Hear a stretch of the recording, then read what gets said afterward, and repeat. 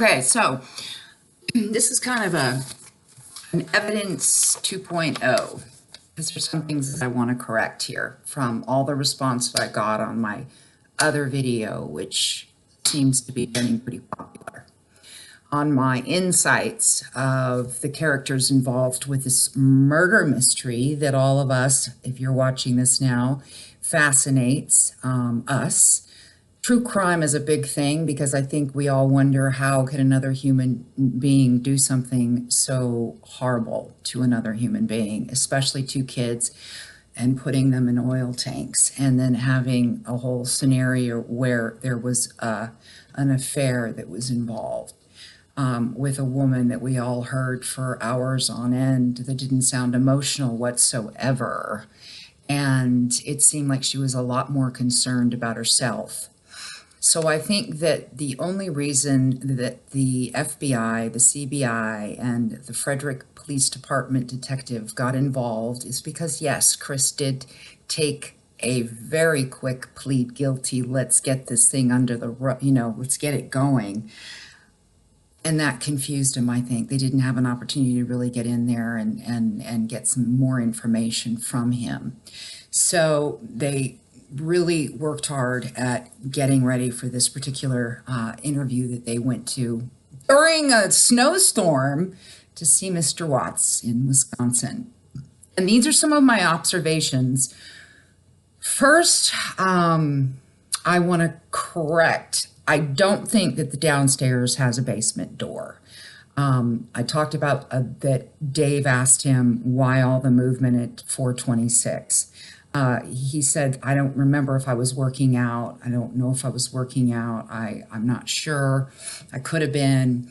So what was he meaning? The stairs? Because obviously lots of people said there is no outside door. There is it was the interior door that I guess Dave was referring to.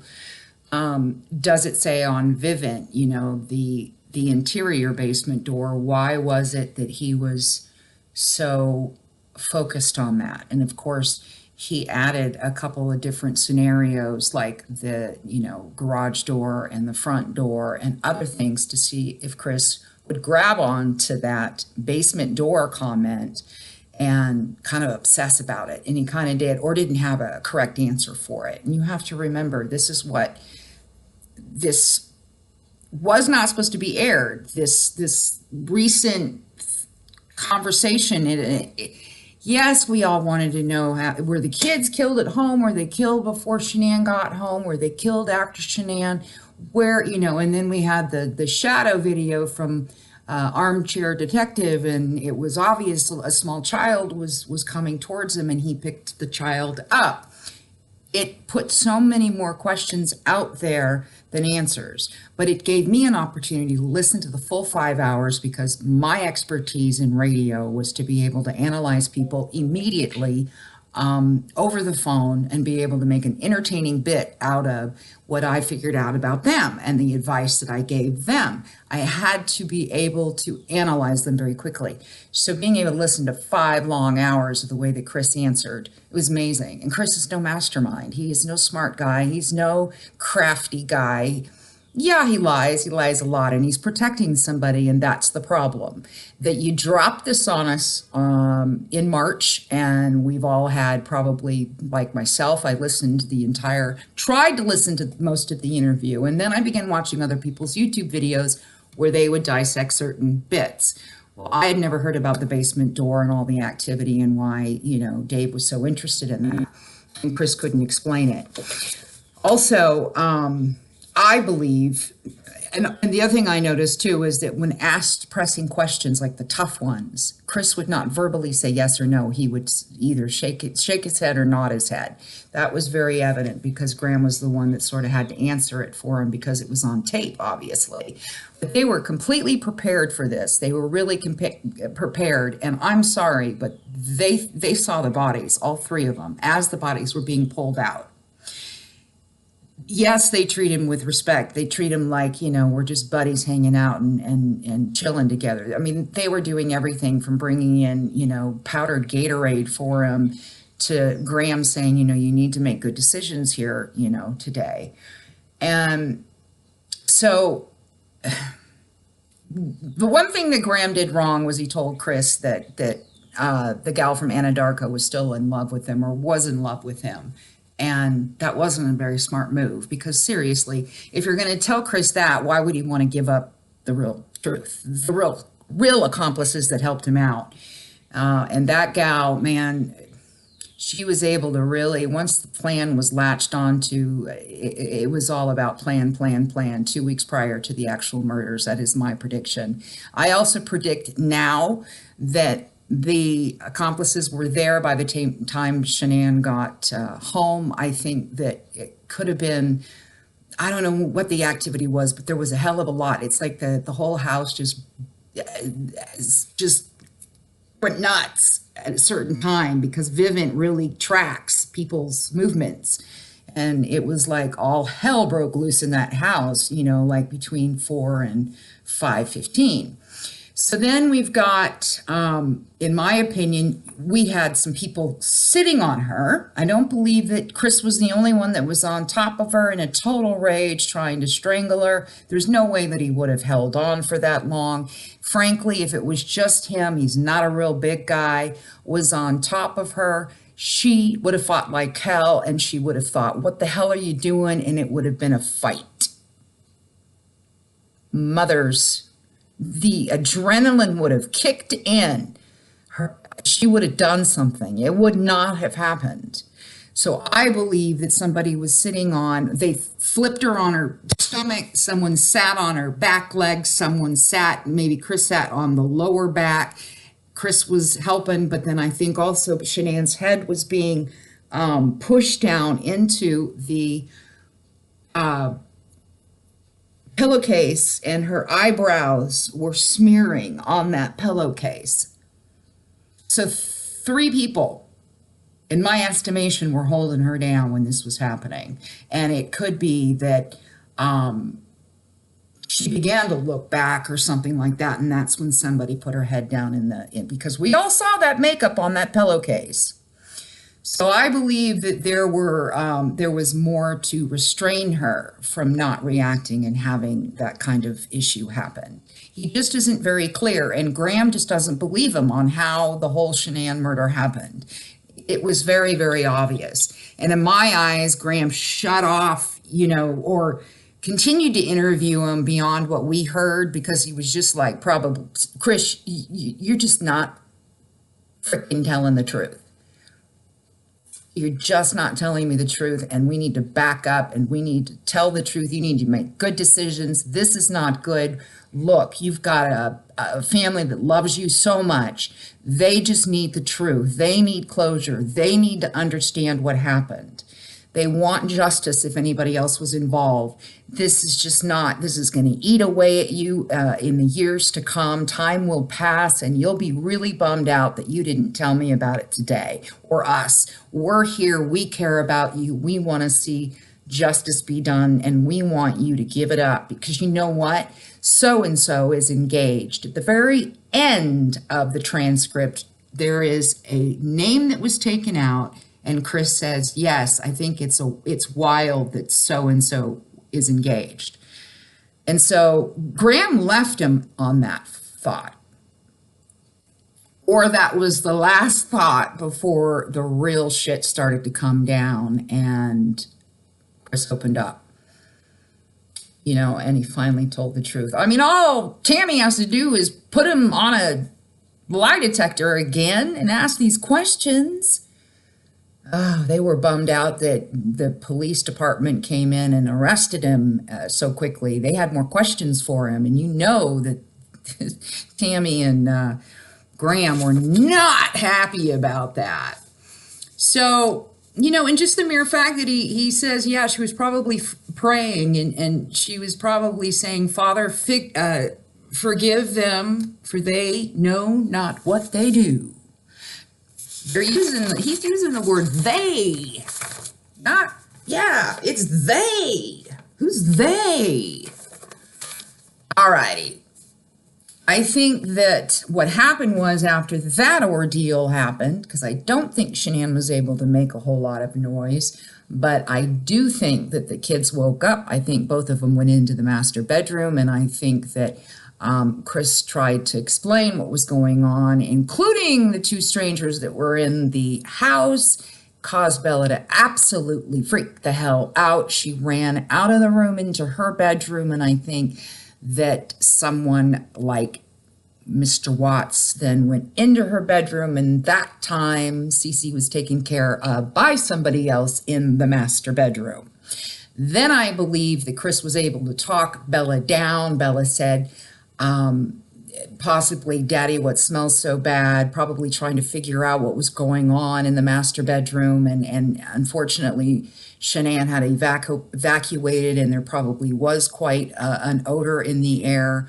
I think that Bella also maybe saw them grab Cece, and because the blanket, Cece's blanket was in the master bedroom on the floor next to the dresser drawers, and it was caught on the body cam. And so what I think happened is that Chris calmed Bella down as much as possible, really tried to calm her down.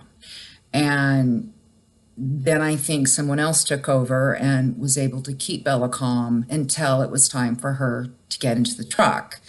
And because there's no way Bella would have stayed in the house all by herself without her sister and without her mother. No way, no way. She would have to be consoled. Someone was consoling her while Chris loaded the truck. We didn't see that shadow until it was time. Was it somebody holding her hand, bringing her out to the garage, making her, feel okay, calm down, you'll be all right, we're going to get everybody help, and calmly brought her into the garage, and then she went towards her father. She didn't run towards her dad, and that would have been the case if she was freaking out and she was crying and screaming and all that other stuff.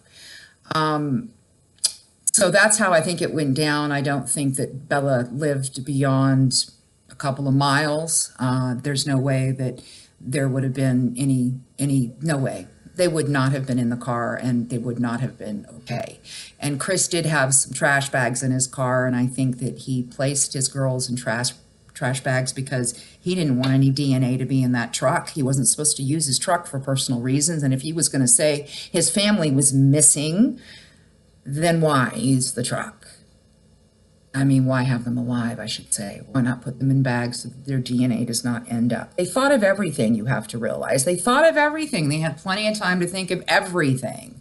You hook him, you get him addicted to you, and you get to the point where we will live a happy ever after we make it look like Shanann went out to the battery to confront you about having an affair, and yeah, it so happened that it blew up. And you know what I think happened, how they were going to make it blow up is dynamite powder was going to be in the sand or dirt all the way, as far away as possible. And then that gas can, bam.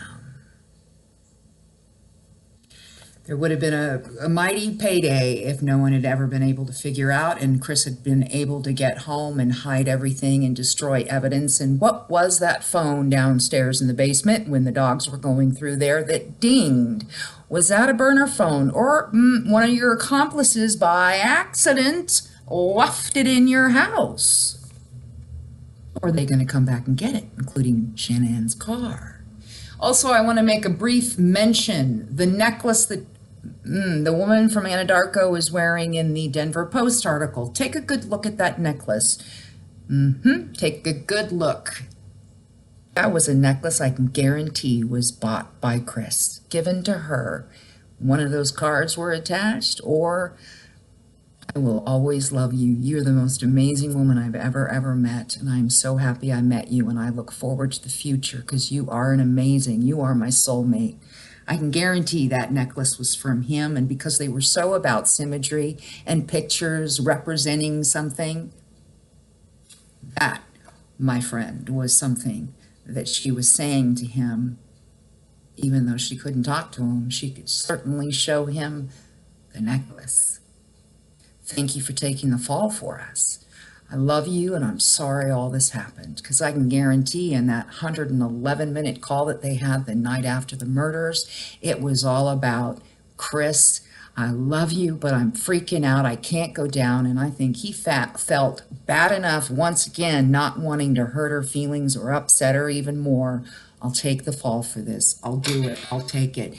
You mean the world to me, and I love you. I'm the one that allowed it to happen. I'm the one that said it was okay. I'm the one that didn't say no. It's not your fault. I mean, even though you were a part of it, you know, and somebody else was too, I'll take the fall.